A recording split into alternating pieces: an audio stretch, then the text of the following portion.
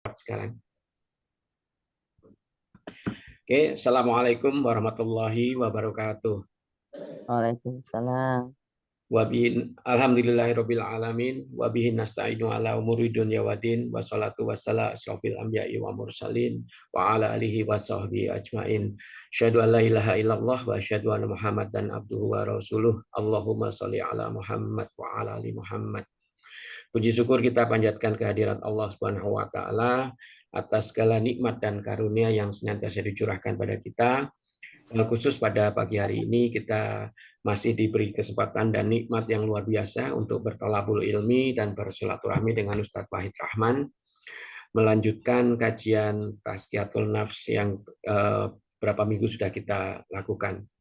Salawat dan salam semoga tercurah kepada junjungan kita Nabi besar Muhammad Shallallahu Alaihi Wasallam beserta keluarga, sahabat, dan pengikutnya istiqomah, dan semoga kita termasuk dari pengikut-pengikut beliau yang akan mendapatkan syafaat beliau di yaumil kiamah nanti.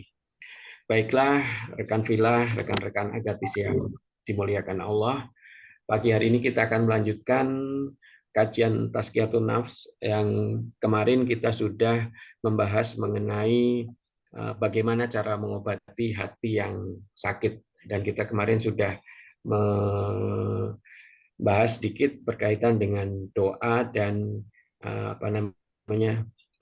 kontinuitas kita belajar ilmu syar'i. Mungkin pada pagi hari ini kita akan melanjutkan atau mendalami hal yang telah dicantum di kaji di minggu yang lalu. Baiklah, untuk mempersingkat waktu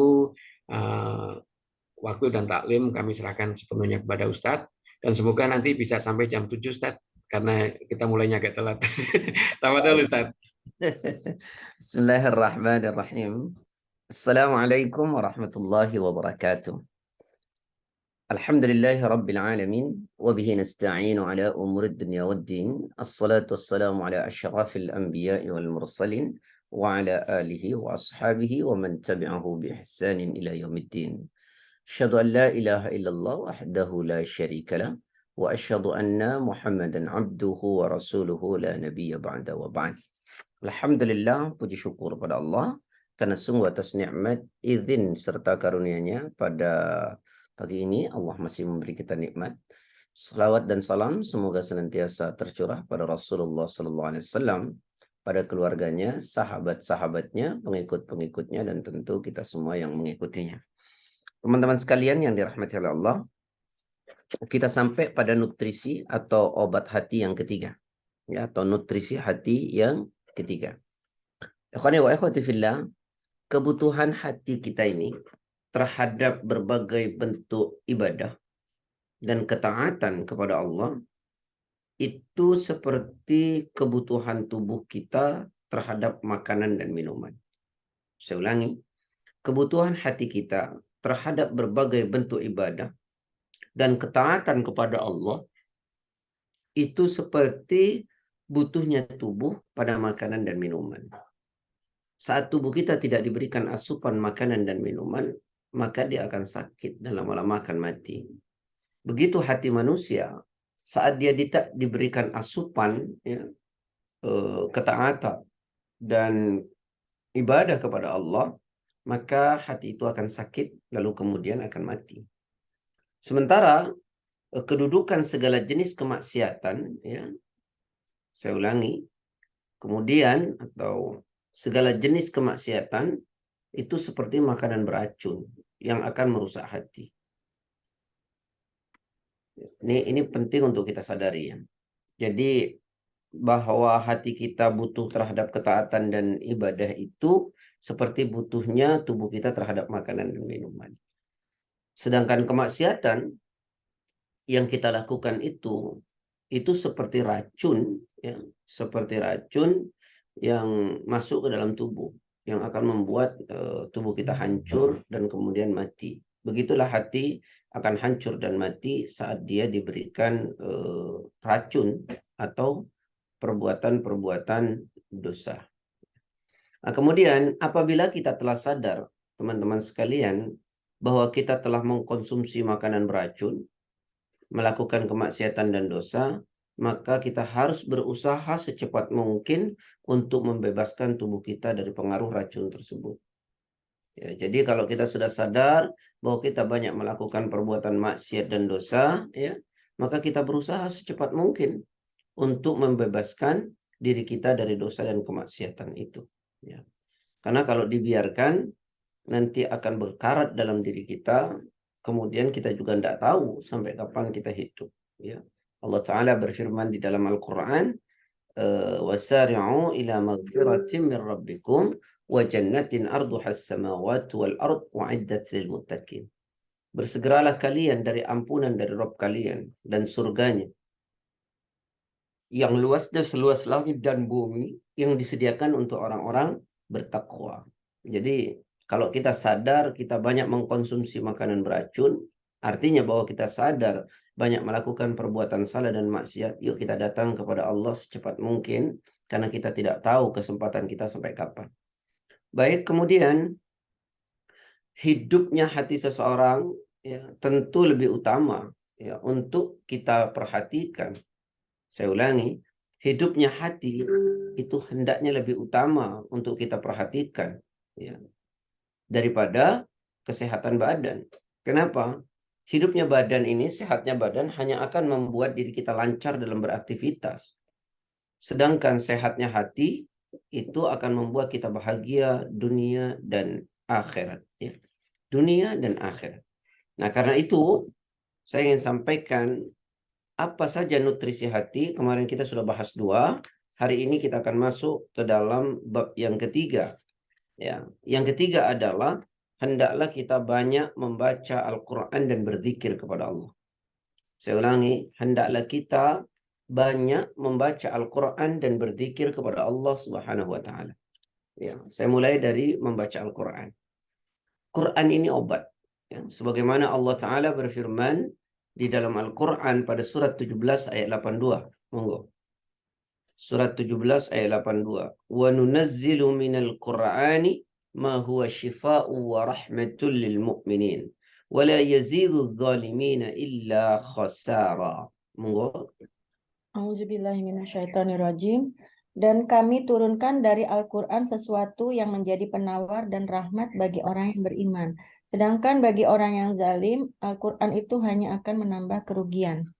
Ikhwani wa ikhwati fillah, saat kita merasakan hati kita ini sudah keras, ya. Hati ini keras.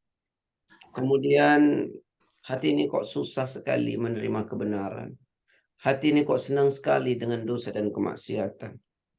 Maka salah satu obatnya, kembalilah kepada Quran. Akrabkan diri kita dengan Al-Quran. Akrabkan diri kita dengan Quran. Yang dalam bahasa ulama itu bahwa kita akrab terhadap Quran itu apa? 1, tilawah. Baca Al-Quran. Terus baca setiap hari. Setiap hari kita baca.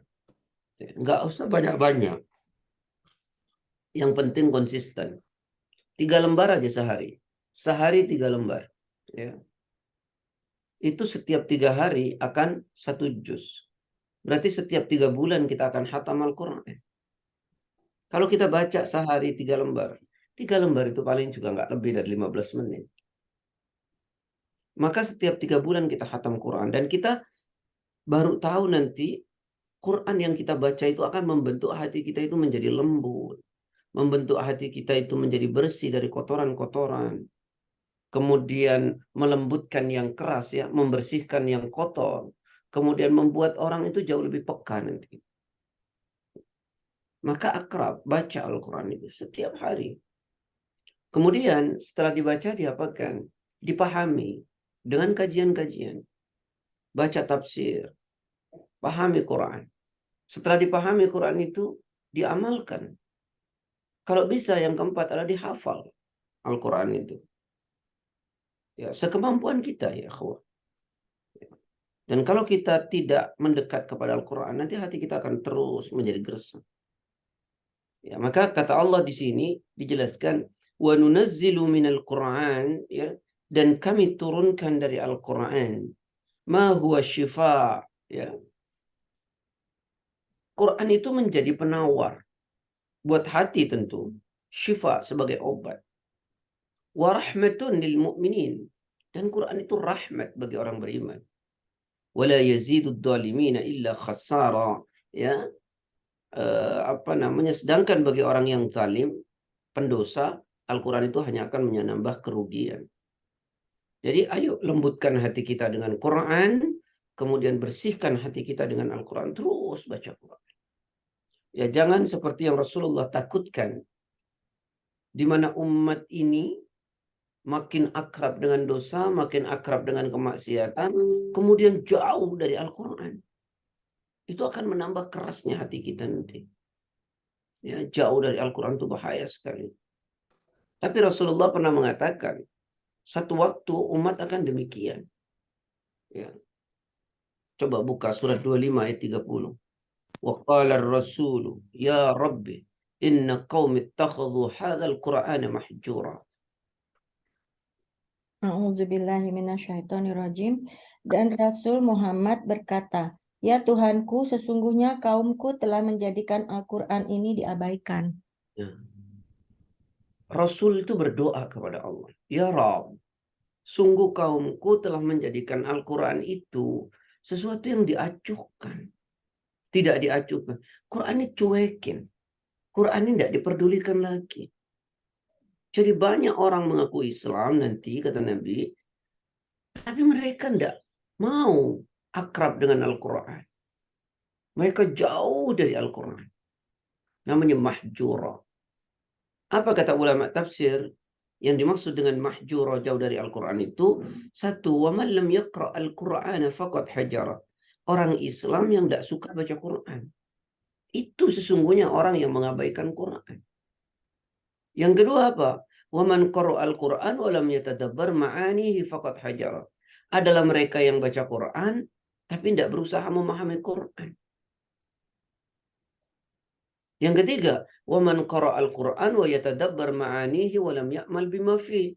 Dia baca Quran, dia pahami Quran, tapi dia nggak amalkan Al-Quran. Inilah orang-orang yang mengabaikan Al-Quran. Nah, kita berusaha sekuat mungkin. Yuk kita baca setiap hari. Yuk kita berusaha memahami Quran dengan ikut kajian. Dan sekuat tenaga kita amalkan Quran ini. Sedikit-sedikit jika bisa, yuk kita hafalkan Al-Quran. Karena Nabi pernah mengatakan, Mathalul munafiq alladhi yaqra'ul Quran kamathali rayhana. Orang-orang munafik yang suka baca Al-Quran, orang munafik senang baca Quran, atau orang munafik baca Quran, maka mereka seperti buah raihana. Baunya wangi, tapi rasanya pahit. Wa mathalul munafiq alladhi la yaqra'ul Quran kamathali handalah. Orang munafik yang tak suka baca Quran, maka mereka seperti buah handalah, baunya busuk, ya, rasanya tentu pahit.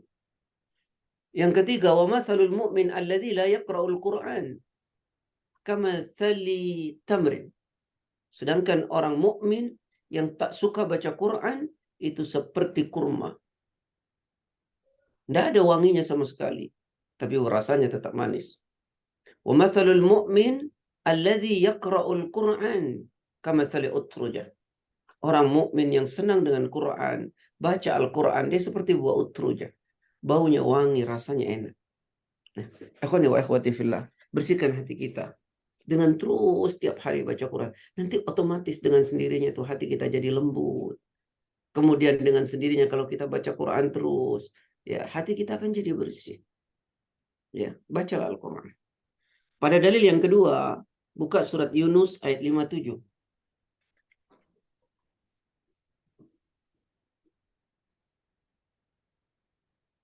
Surat Yunus ayat 57.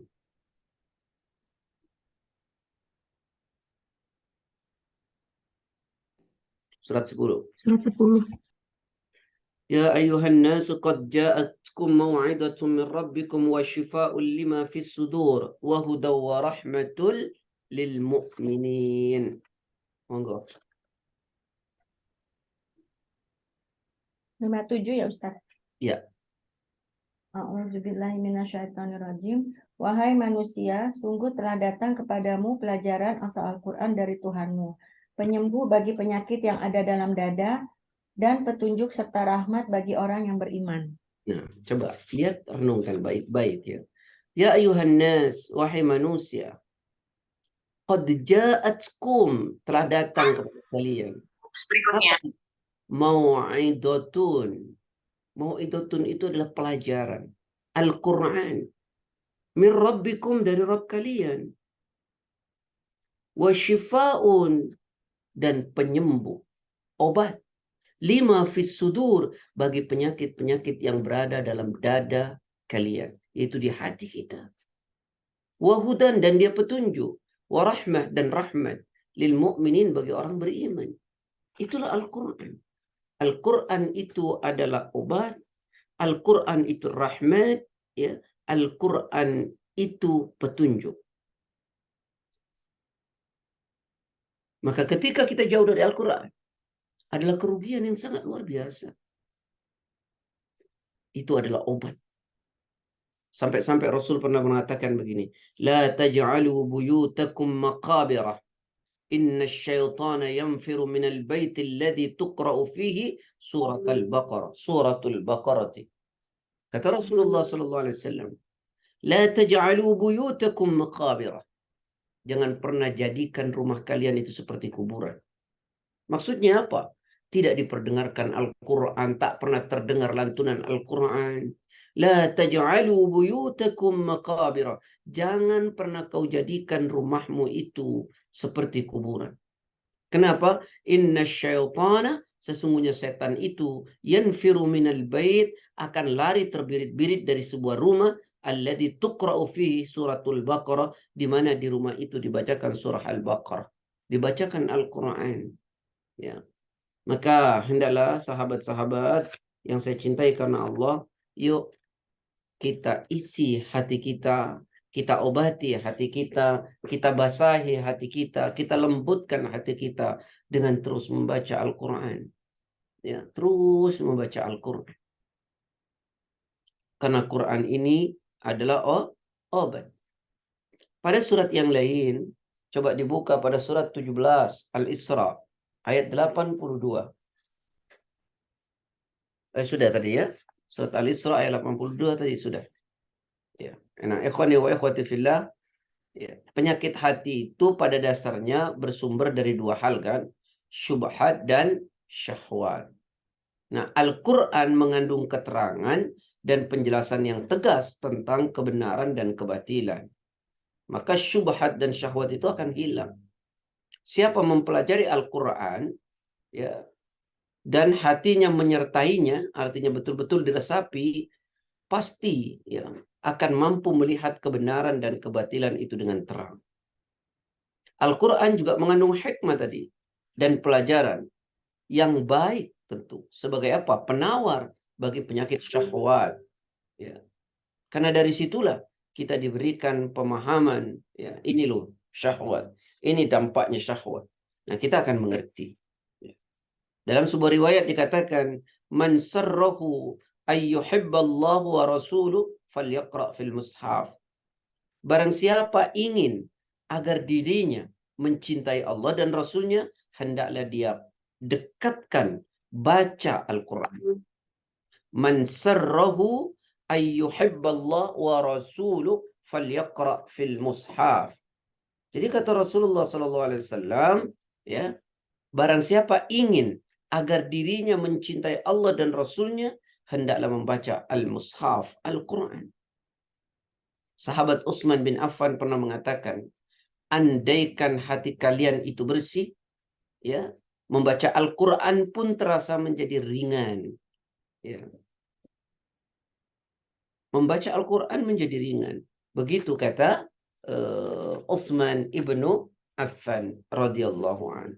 Jadi kembali, saudara-saudaraku yang saya cintai karena Allah, yuk sibukkan diri kita membaca Al-Quran, karena dengan membaca Al-Quran, hati kita insya Allah akan menjadi bersih. Ya, kemudian selanjutnya adalah dengan banyak berzikir, ya, dengan banyak berzikir. Tentu zikir-zikir yang disyariatkan. Kata ulama, zikir itu adalah obat bagi kerasnya hati. Saya ulangi, Zikir itu adalah obat bagi kerasnya hati. Satu waktu ada seorang menemui seorang ulama bernama Hasan Al-Basri rahimahullah dan berkata, apa kata dia? Aku mengadukan kerasnya hati ini kepadamu.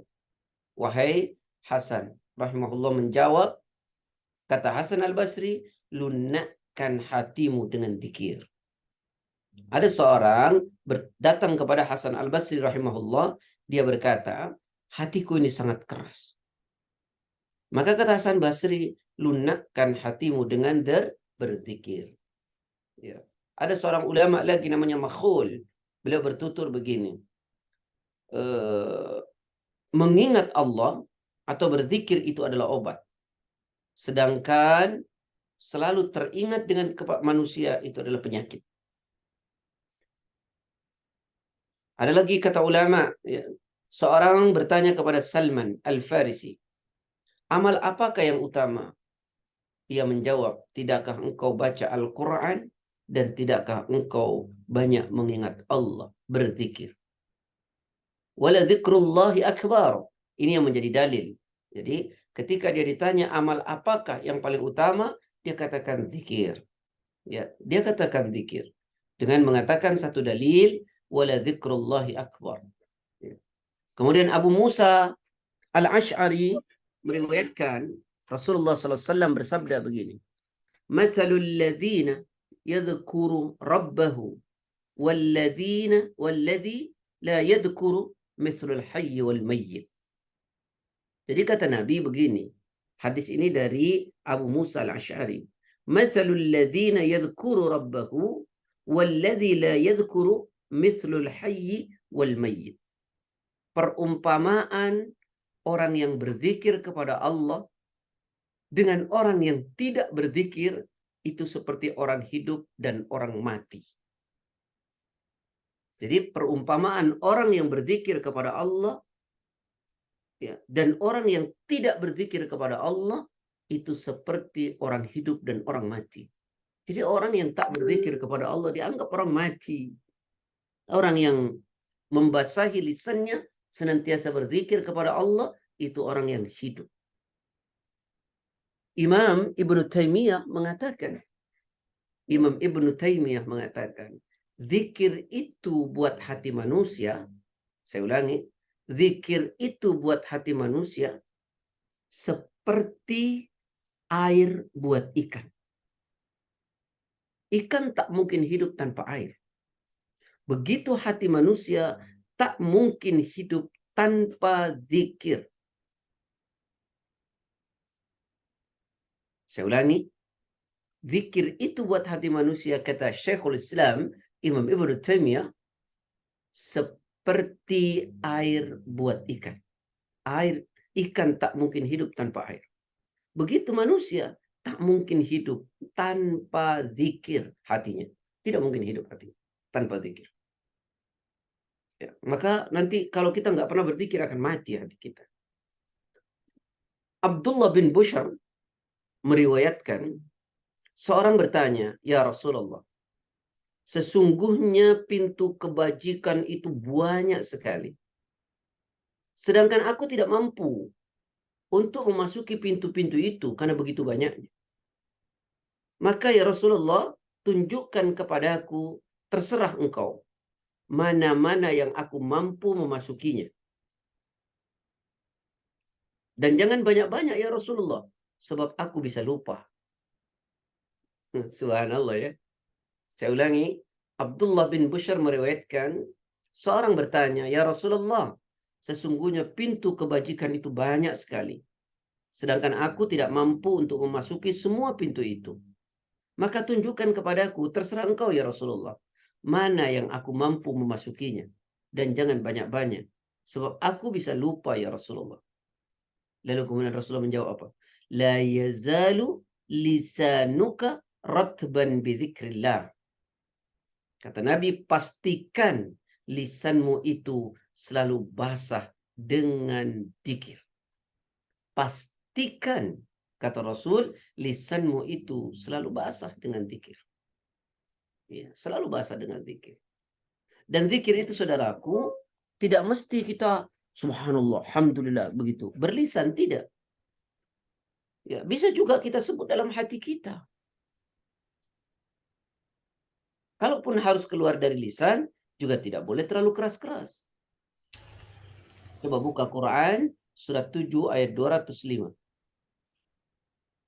وَاذْكُرْ رَبَّكَ فِي نَفْسِكَ تَضَرُّعًا وَخِيفَةً وَدُونَ الْجَهْرِ مِنَ الْقَوْلِ بِالْغُدُوِّ وَالْآصَالِ وَلَا تَكُنْ مِنَ الْغَافِلِينَ. Auzubillahiminasyaitonirrajim. Dan ingatlah Tuhanmu dalam hatimu dengan rendah hati dan rasa takut, dan dengan tidak mengeraskan suara pada waktu pagi dan petang. Dan janganlah kamu termasuk orang-orang yang lengah. Nah, coba renungkan baik-baik. Wadhkur, sebutlah, ingatlah. Rabbaka, Rabbmu. Fi nafsika, dalam hatimu. Tadarru'an, dengan merendahkan diri. Wa khifatan, dan rasa takut. Wa dunal jahri, dan tidak mengeraskan suara. Bil ghuduwi wal asali, baik pagi maupun petang. Wala takun minal ghafilin, tapi juga jangan termasuk engkau orang lalai. Saya ulangi, sebut nama Rabbmu dalam hatimu. Hadirkan zikir itu dari hati, sehingga dia mengobati hati. Diri. Dan rasa takut, dan tidak mengeraskan suara. Tidak mengeraskan suara. Jangan teriak-teriak berzikir. Dan jangan sekali-kali engkau termasuk orang yang lalai. Jangan sampai hati kita ini lalai dari mengingat Allah. Maka kalau tidak, nanti setan yang masuk dan kemudian hati kita menjadi keras. Maka dalam kondisi apapun, hendaknya kita mengingat Allah. Seperti dikatakan dalam Quran, surat 3 ayat 191. Alladzina yadhkuruna Allah qiyaman wa qu'udan wa ala junubihim.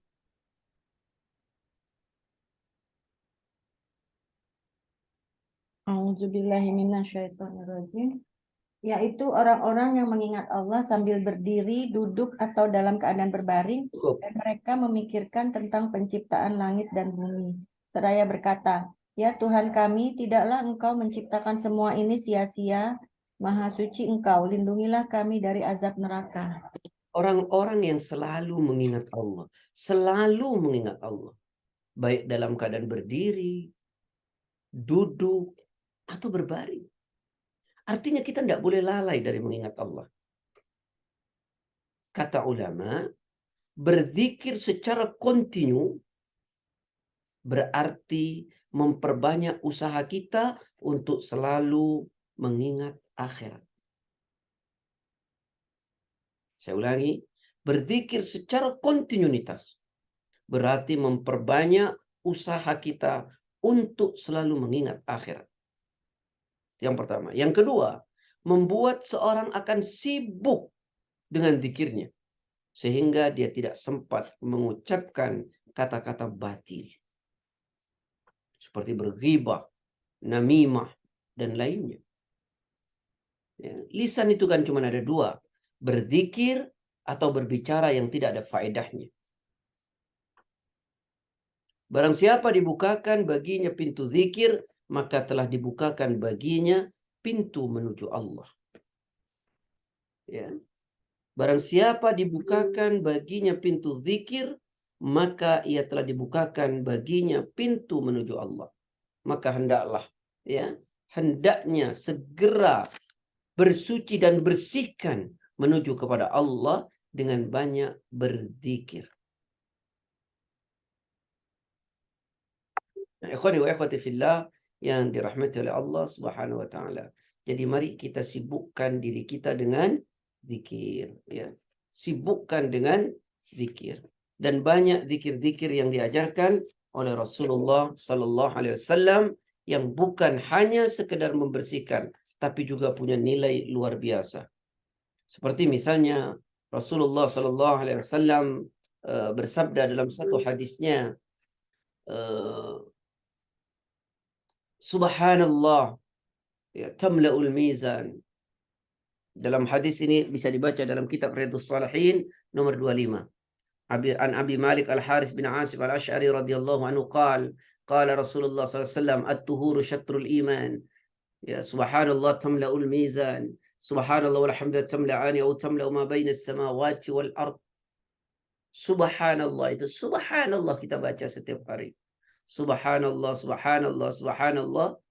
Apa yang kita dapatkan? Bukan hanya membersihkan hati, akan membuat timbangan baik kita di akhirat menjadi berat. Kalau kita baca subhanallah walhamdulillah sekaligus, kebaikan yang kita dapati mengisi ruangan langit dan bumi. Mengisi ruangan langit dan bumi. Kita juga tahu kata Rasulullah sallallahu alaihi wasallam, kalimatani khafifatani 'ala al-lisan, thaqilatani fil mizan, ya, habibatani ila ar-rahman, subhanallah wa bihamdi subhanallahil azim. Dua kalimat ringan diucapkan, tapi dua kalimat itu membuat timbangan kita di akhirat menjadi berat. Dan karena dua kalimat itu pula mengantarkan orang pada cintanya Allah. Apa itu? Subhanallah wa bihamdihi subhanallah al-azim. Jadi zikir bukan hanya membersihkan hati, tapi zikir itu juga punya nilai luar biasa yang Allah berikan kepada orang yang ahli berzikir. Ya. Maka sibukkan saja lisan kita dengan zikir, kita tak akan sempat untuk berkata yang tidak baik. Sibukkan kita dengan zikir, berarti sebuah usaha kita mengingat akhirat. Sibukkan kita dengan zikir, maka usaha membuat hati kita menjadi lembut. Nah, saudara-saudaraku yang saya cintai karena Allah, jadi perbanyaklah zikir. Perbanyak zikir. Jangan pernah berhenti untuk terus berzikir kepada Allah Subhanahu wa taala. Karena itu akan membersihkan hati kita. Ya. Banyak sekali zikir-zikir yang berasal dari Quran, ya. Subhanallah, alhamdulillah, la ilaha illallah. Bahkan subhanallah itu kata Nabi, kalimat alhamdulillah itu Nabi yang mengatakannya, afdalud du'a, ya, afdalud du'a alhamdulillah. Doa yang paling utama itu alhamdulillah. Wa afdalud dzikr, dan zikir yang paling utama itu adalah la ilaha illallah, karena itu kalimat tauhid. Nah, baik, kita hari ini sudah saya sampaikan yang pertama adalah banyak mengingat Allah, banyak baca Quran, kemudian banyak berzikir. Kemudian cara yang selanjutnya adalah, ya, yang kelima ya. Yang kelima ya Pak Sigit ya. Ya Ustaz. Yang kelima, Ya, setelah. sebelum saya teruskan tadi ya, ada banyak hadis ya tentang zikir itu yang sangat luar biasa. Nabi itu pernah mengatakan begini, man qala la ilaha illallah wahdahu la syarika lah, lahul mulku wa lahul hamdu wa huwa ala kulli syai'in qadir fil yawmi amarrah.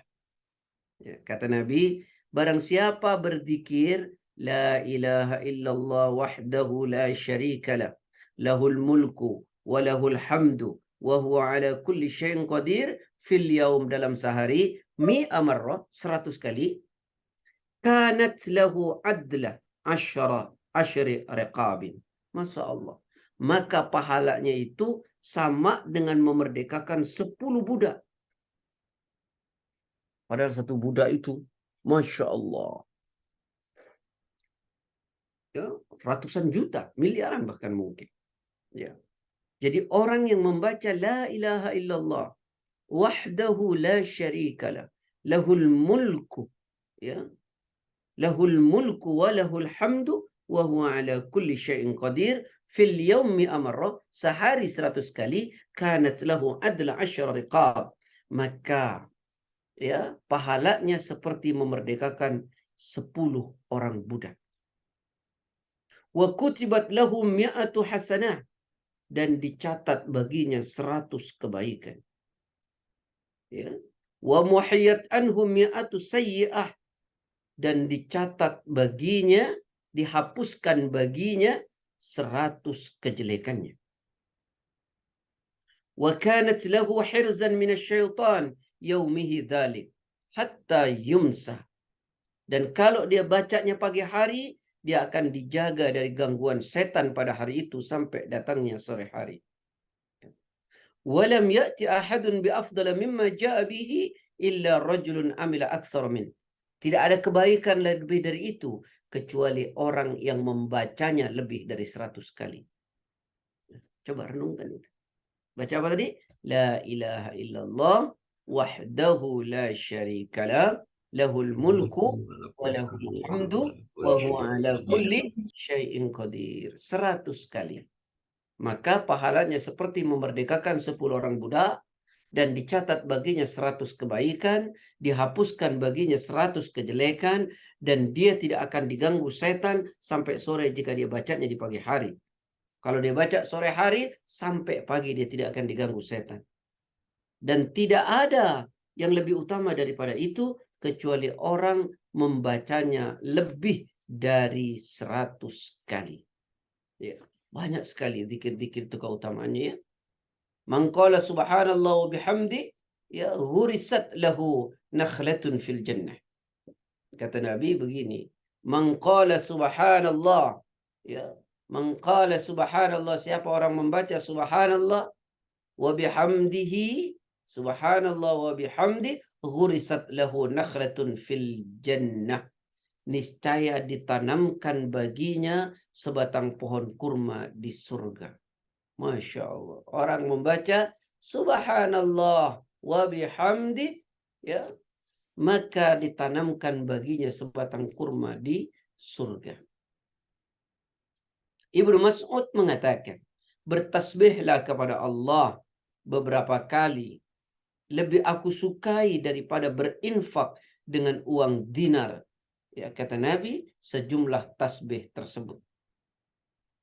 Jadi bertasbihlah kepada Allah, subhanallah, subhanallah, ya, beberapa kali aku lebih sukai daripada berinfak uang sebanyak bacaan tasbih kalian.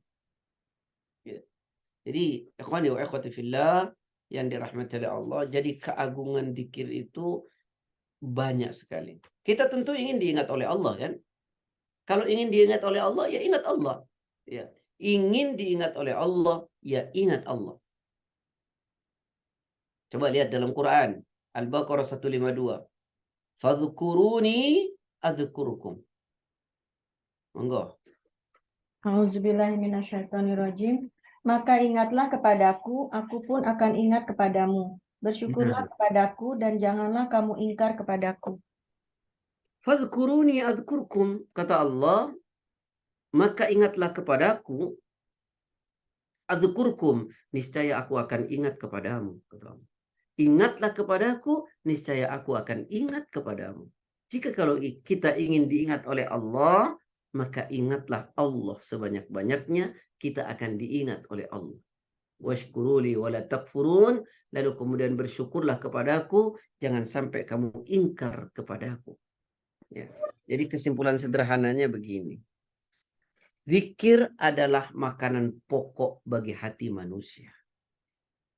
Apabila seorang hamba kehilangan makanan pokok atau dia tidak mengkonsumsi makanan pokok, ya maka akan mati. Juga dikatakan zikir itu seperti ruh pada manusia. Maka ketika dia tidak berzikir, dia kehilangan ruh, artinya dia mati. Ya, zikir juga bisa mengusir setan. Ya. Artinya kalau kita tidak berzikir, kita akan dikuasai oleh setan. Zikir itu mengusir setan dan menundukkan setan. Kemudian zikir juga menjadikan kita diridhoi oleh Allah. Zikir juga menghilangkan kesedihan dan kegelisahan di hati dan mendatangkan kebahagiaan dan ketenangan. Zikir juga memberi cahaya bagi hati manusia. Ya. Memberi keindahan dan mendatangkan kecintaan Allah Subhanahu wa taala. Itulah zikir. Ya, jadi faedahnya begitu sangat banyak zikir itu. Maka rugilah orang yang tidak mau berzikir, pekerjaan yang sangat ringan tapi punya makna yang sangat luar biasa. Nah, Pak Sigit, ini sudah jam 6:30 nih karena tadi saya kelewatan. Saya tidak tahu, takutnya teman-teman ada yang mau berangkat bekerja atau gimana. Wallahu a'lam. Atau misalkan tambah 10 menit lagi untuk materi yang kelima, Ustaz.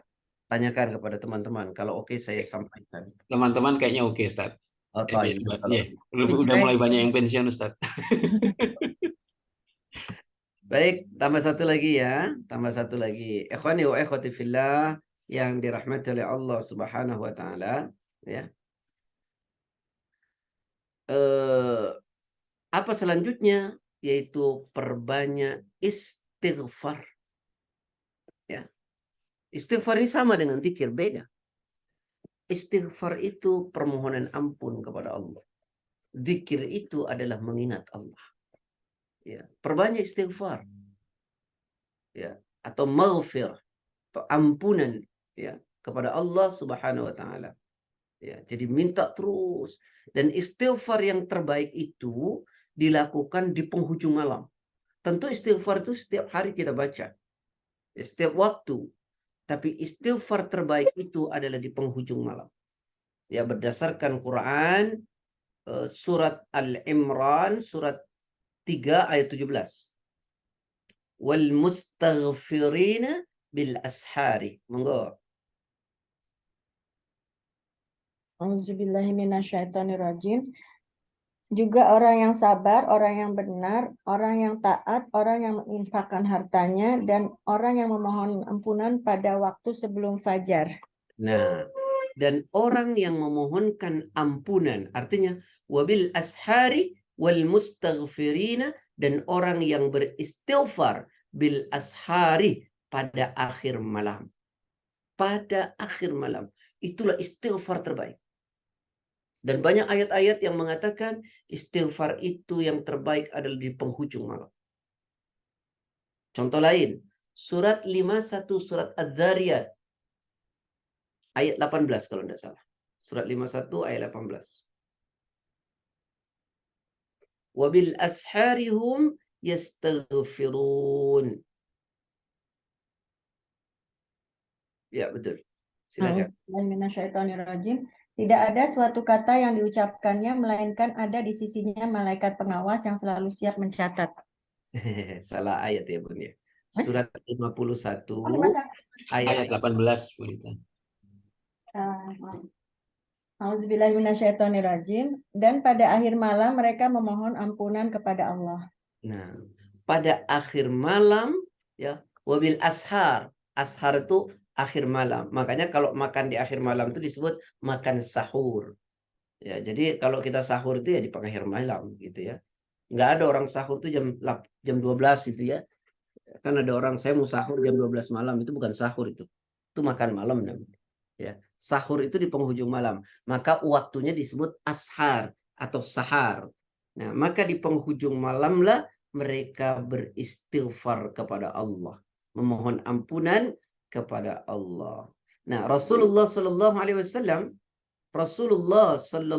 Wasallam itu dijamin surga, tidak ada kesalahan. Tapi Rasulullah pernah mengatakan, wallahi demi Allah, inni la astaghfirullah, sesungguhnya aku ini beristighfar kepada Allah, wa atubu ilaih, dan bertaubat kepadanya, fil yaum, dalam sehari, akthar min 70 marrah, lebih banyak daripada 100 kali. Artinya lebih dari 70 kali. Aku ini beristighfar kepada Allah sehari lebih dari 70 kali. Ya, istighfar ini salah satu pembersih hati. Jadi terus astagfirullah, astagfirullah, astagfirullah, atau astagfirullah wa atubu ilaih, atau astagfirullah alladzi la ilaha illa huwal hayyul qayyum wa atubu ilaih. Setidak-tidaknya itu kalau habis sholat istighfar. Karena kata Nabi, idzan sarafa min salati, jika engkau lepas dari solatmu, fastaghfirullah salasan, beristighfarlah kepada Allah setidaknya 3 kali. Lepas solat, istighfar 3 kali. Ya. Allah berfirman juga dalam Al-Quran pada surat Al-Baqarah ayat 199. Silakan.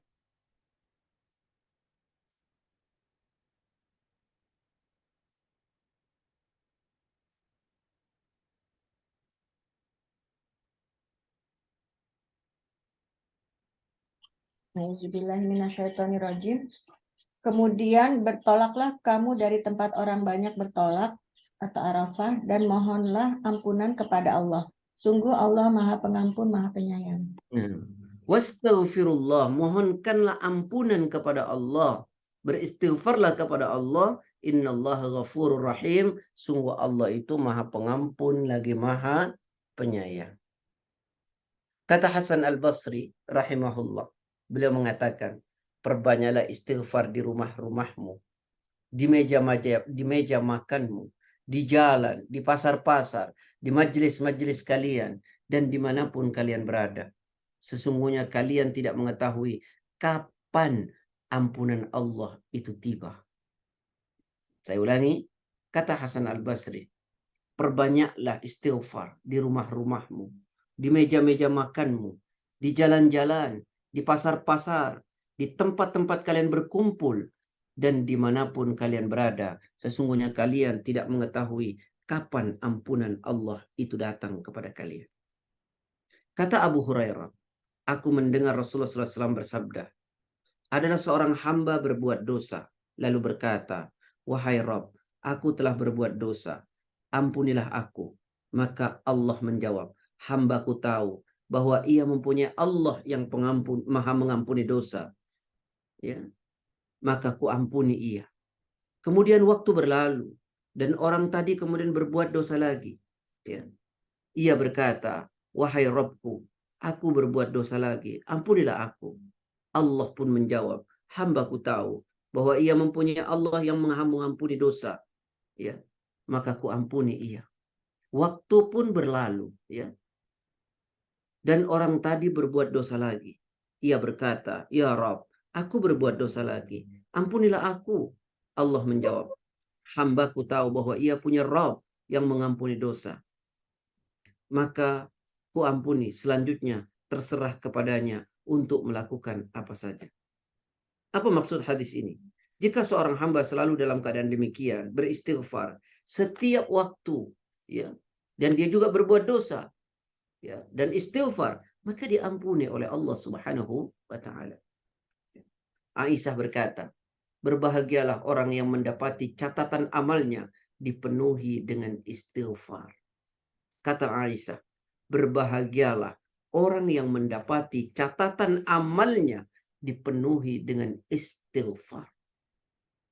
Qatadah juga berkata, ini ulama ya, mohon maaf, Abu Qatadah, Al-Quran menunjukkan kepada kalian tentang penyakit yang bisa menimpa kalian, dan penawar penyakit itu darinya adalah dengan istighfar. Perbanyak istighfar.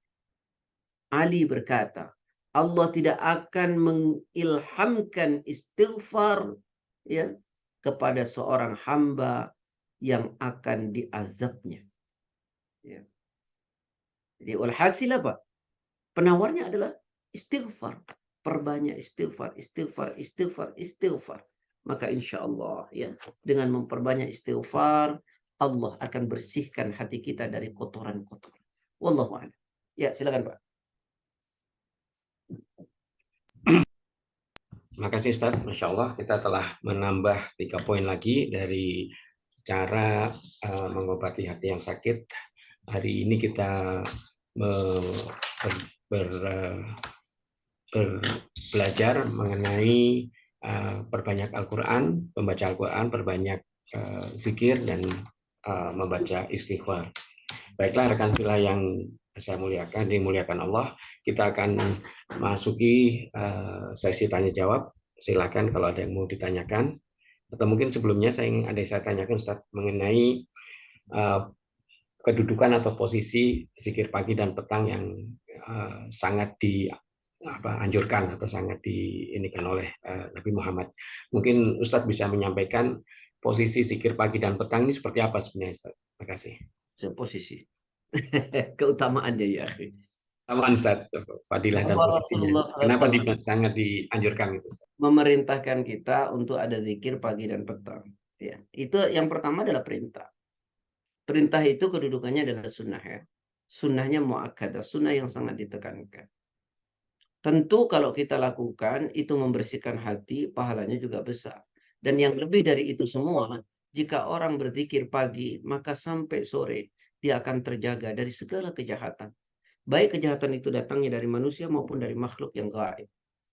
Jika dia sorenya dibaca, maka sampai pagi Allah akan jaga. Maka kenapa doa pagi-pagi petang itu selalu senantiasa kita baca? Karena dia akan menjaga diri kita dari gangguan ya makhluk yang gaib maupun makhluk yang tidak gaib. Kita hidup ini sangat luar biasa. Tidak semua orang baik dengan kita. Ya. Maka agar kita terjaga dari hal-hal seperti itu, ya tidak ada cara lain. Bacalah doa pagi petang, zikir pagi petang. Itu salah satu hikmahnya ya. Maka kalau bisa jangan ditinggal. Wallahu a'lam.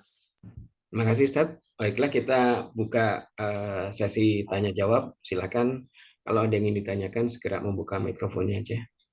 Nah, Ustadz mau tanya Ustadz. Ya, silakan. Ini kalau sesuatu yang udah rutin kita lakukan, seperti misalkan zikir pagi dan petang, atau doa-doa yang rutin gitu, itu kadang-kadang kita bacanya tuh cuma kayak sambil lalu aja gitu, sekedar kayak ini kan kewajiban aja, Rutinitas. tanpa meresapi maknanya gitu. Mungkin pada awalnya kita belajar itu, kita membaca itu, kita mempelajari artinya dan mencoba memahaminya. Tapi setelah itu berlalu ya udah gitu, lewat aja. Apalagi kalau waktu kita terburu-buru sangat mepet gitu, kita bacanya juga cepet-cepet.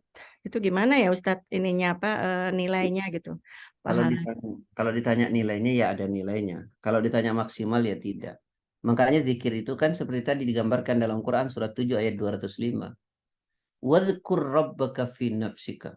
Jadi berzikir itu di dalam hati. Jadi jangan lisan, dari hati kemudian keluar dari lisan. Jadi zikir itu dari hati. Wadhkur rabbaka fi nafsik, dalam hatimu. Tadarruan dengan merendahkan diri. Gimana sih merendahkan diri di hadapan Allah? Wa khifatan, dan rasa takut. Nah, kalau 3 itu dilakukan, maka insya Allah zikir kita benar, khusyuk, tidak asal gitu ya. Jangan seperti tadi karena hanya rutinitas, lisan saja berzikir, hatinya tidak. Waduh, itu bahaya. Ya, maka mulailah zikir itu dari hati.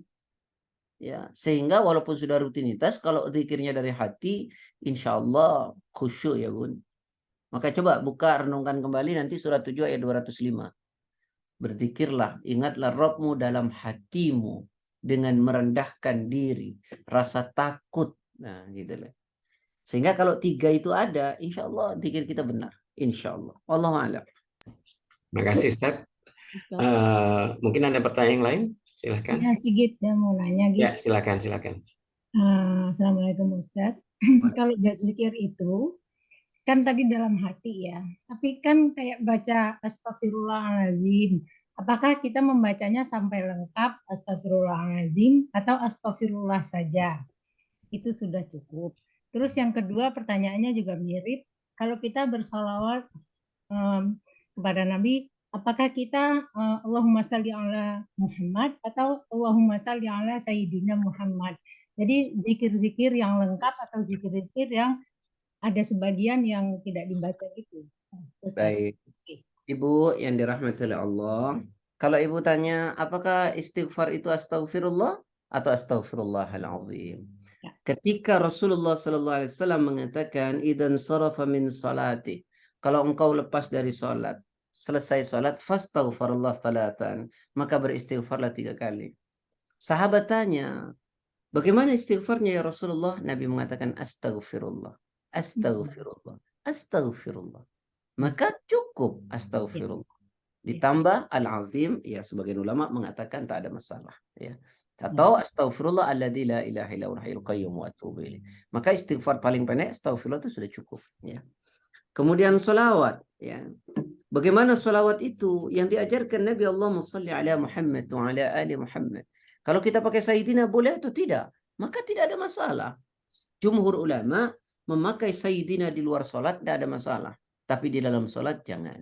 Allahumma shalli ala Muhammad saja. Begitu ya Bun. Wallahu a'lam. Nanti akan saya jelaskan tentang manfaat selawat. Karena itu ada pada bagian ke-6 tentang cara membersihkan hati. Iya Ustaz, terima kasih. Oke, cukup Bu Heni? Iya, gitu, terima kasih. Oke, terima kasih. Mungkin ada pertanyaan yang lain? Silakan dibuka mikrofonnya. Assalamualaikum. Ya, silakan. Ira. Ya, makasih. Ustaz, kalau salawat Jibril itu gimana, Ustaz? Kita boleh pakai itu untuk salawat karena salawat Jibril tidak pakai Sayyidina. Itu gimana, Ustaz? Salawat Kasih Jibril Assalamualaikum. maksudnya apa, Bun? Sallallahu Muhammad sallallahu Muhammad aja. Allahumma salli ala Muhammad begitu kali, Bun. Iya, Allahumma sholli ala Muhammad. Muhammad itu salawat yang diajarkan Rasul itu. Allahumma Oh, salli ala Muhammad wa ala ali Muhammad. Ya, itu salawat yang diajarkan Rasulullah. Insya Allah besok kita jelaskan itu tentang oke. salawat. Baik, makasih Ustaz. Assalamualaikum. Mungkin ada yang lain? Sakit. Ya. Siapa nih? Assalamualaikum Ustadz Eka. Ya, Oke, Kak, silakan ya. Terakhir ya. Ya Pak Ustadz, saya mau nanya, ini kan tadi obat yang kita pelajari beberapa minggu ini kan obat-obat penyakit hati. Melihat kan akhir-akhir ini tuh di berita tuh saya sampai takut tuh nonton TV kan yang bunuh, yang orang tua, yang segala macam. Apakah ini juga bisa digunakan untuk yang seperti itu ya Ustadz? Maksudnya yang orang-orang yang dengan emosional tinggi atau apa? Atau dia memang harus melakukan hal lain dulu baru yang ini gitu? Kalau Makasih Ustadz. baik, Bun. Kalau ditanya bagaimana caranya agar kita bersabar, tidak mudah marah, gitu kan, itu sebenarnya tuh salah satunya Ya. memang dengan banyak berzikir. Tapi ada obat yang lebih khusus ya. Bagaimana caranya agar kita bisa bersabar gitu ya. Kalau orang itu dekat dengan Allah, banyak berzikir, banyak berbaca Quran, ya mendekat kepada Allah, menjauhkan maksiat, insya Allah akan dijaga oleh Allah. Orang tuh kenapa nggak dijaga oleh Allah? Ya karena dia lupa kepada Allah. Ini salah satu hadis misalnya. Nabi pernah bilang, la tatrukanna as-salat al-maktubah muta'ammidan. Jangan pernah kau tinggalkan salat wajib itu dengan sengaja. Wa man tarakaha muta'ammidan bari'at minhu dhimmah. Kalau engkau tinggalkan salat wajib dengan sengaja, Allah berlepas diri darimu. Artinya orang yang tidak salat itu tidak dijaga oleh Allah. Kalau Allah tidak menjaganya, maka dia berada dalam kuasa setan. Karena dia dalam kuasa setan, maka melakukan apa yang menjadi kehendaknya setan. Tapi kalau dia sholat, rajin sholat, dia mendekat kepada Allah, Allah akan jaga. Kalau Allah jaga, maka dia tidak akan pernah ya dikuasai oleh setan. Dia tidak akan melakukan hal yang Allah nggak suka dan Allah nggak ridho. Begitu, Bun. Jadi kuncinya itu sebenarnya ada pada sholat. Kuncinya ada pada sholat. Wallahu a'lam. Pak Sigit, ana izin ya. Oke, makasih Ustaz. Sebenarnya masih banyak pertanyaan, tapi karena waktu sudah 6.51, ya Ustaz juga punya kesibukan yang lain. Kami sampaikan terima kasih Ustaz atas waktunya pada pagi hari ini dan juga kepada teman-teman semua yang telah berpartisipasi, terkhusus pada Bu Nani yang sudah menyediakan fasilitas Zoom dan juga menayangkan terjemahan-terjemahan juga pada wanita yang telah membacakan dan juga Om Yan yang harus pamit juga jam 6:30 tadi. Baiklah, kita tutup kajian kita pada pagi hari ini dengan bersama-sama membaca doa kafaratul majelis. Subhanakallah wa bihamdika asyhadu an la ilaha illa anta astaghfiruka wa atubu ilaik. Sekali lagi terima kasih dan mohon maaf apabila ada kekurangan. Assalamualaikum warahmatullahi wabarakatuh. Waalaikumsalam warahmatullahi wabarakatuh. Terima kasih Git. Sama-sama semuanya. Ari. Assalamualaikum. Pamit Ustaz.